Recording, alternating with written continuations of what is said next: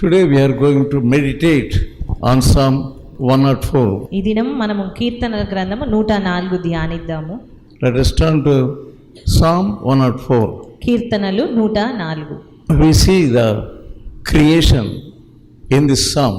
ఈ కీర్తనల గ్రంథంలో సృష్టిని గురించి మనం చూస్తూ ఉన్నాము. And also we see the glory of God. అదే రీతిగా దేవుని మహిమను చూస్తూ ఉన్నాము. The first verse we see, bless the Lord, O my soul. మొదటి వచనము, నా ప్రాణమా యెహోవాను సన్నుతించుము. And, O Lord my God, thou art very great. యెహోవా నా దేవా, నీవు అధిక ఘనత వహించిన వాడవు. Thou art clothed with honor and majesty.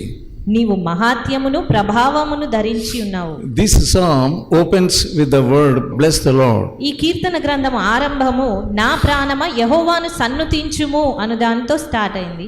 And the previous psalm also starts the same way.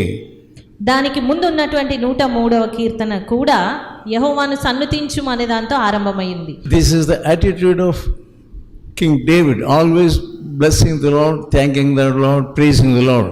రాజైన దావీదు యొక్క వ్యక్తిత్వం అది. అన్ని వేళలా దేవుణ్ణి సన్నుతించడము, స్తుతించడము, ఆరాధించడము. That was the secret of his success. దావీదు యొక్క విజయ రహస్యము అదే. If you want success in your life, మీ జీవితాల్లో మీరు విజయం పొందాలి అని ఆశిస్తారు. you must praise always. మీరు అన్ని వేళలా దేవుణ్ణి స్తుతించాలి. It is a divine quality. అది ఎంతో దైవికమైన వ్యక్తిత్వము, గుణగణాలు. First Psalm 103, first verse. కీర్తనలు 103 మొదటి వచనం. Bless the Lord, O my soul. నా ప్రాణమా యెహోవాను సన్నుతించుము. The same thing is repeated. మరలా అదే విషయము రిపీట్ అవుతూ ఉంది ఇక్కడ. Second verse also. రెండవ వచనంలో కూడా The same thing is repeated. మరలా అదే వచనం వస్తా ఉంది. And verse 22, last line.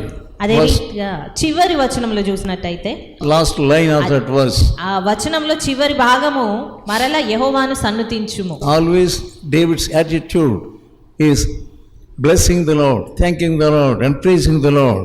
దావీదు అన్ని వేళలా ఇదే అలవాటును కలిగి ఉన్నాడు. యెహోవాను సన్నుతించడము, స్తుతించడము, ఆరాధించడము. We see many things going on in this world, and we are looking at the nature, sky and moon and stars, but we are not able to praise God or bless the name of the Lord.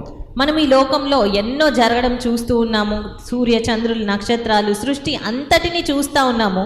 అయినప్పటికీ వాటన్నిటిని బట్టి దేవుని స్తుతించట్లేదు. We see the creation, nature, మనం సృష్టిని చూస్తే but we do not bless the Lord. We don't remember God and how He created this beautifully. మనము సృష్టిని చూస్తూ ఉన్నాం, కానీ ఇది ఏ రీతిగా ఇంత అందంగా దేవుడు చేశారు అనే విషయాన్ని బట్టి తలంచట్లేదు, ఆ విషయమై స్తుతించట్లేదు. By meditating this psalm, we come to how to worship the Lord in spirit and in truth. మరి ఈ కీర్తన భాగమును మనం ధ్యానిస్తూ ఉన్నప్పుడు ఆయనను సత్యముతో, ఆత్మతో ఏ రీతిగా ఆరాధించాలి అనే విషయాన్ని గ్రహించగలుగుతాం. David was exhorting himself to praise God. దావీదు తన్ను తాను హెచ్చరించుకుంటున్నాడు దేవుణ్ణి సన్నుతించులాగున. Many people, they don't exhort themselves. చాలా మంది తమ్మును తాము గద్దించుకున్నారు. But many people, they don't know how to exhort themselves. తమ్మును తాము హెచ్చరించుకొనుట అనుట ఎలాగుంటదో చాలా మందికి తెలియదు. I exhort myself, I rebuke myself, and also I tell my soul that I must bless the Lord and praise the Lord, and I also correct myself through my words.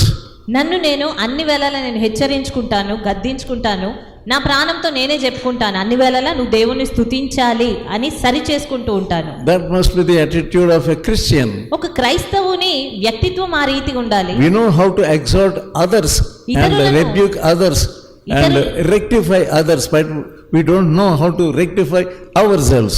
ఇతరులను హెచ్చరించడము, గద్దించడము, సరిచేయడం ఏ రీతిగానో మనకు తెలుసు, కానీ మనల్ని మనము హెచ్చరించుకొనుట అనేది తెలియదు.